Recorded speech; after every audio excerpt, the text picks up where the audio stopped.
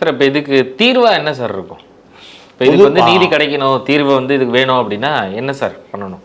இல்லை, அந்த பெண்ணை திருமணமான ஒரு நபர், தெய்வ செயல், கனிமொழின்னு ஒரு மனைவி இருக்கா, இதை அறிந்து கொள்ளாமல், திருமணம் என்பது 1000 காலத்து பயிர்னு சொல்லுவாங்க.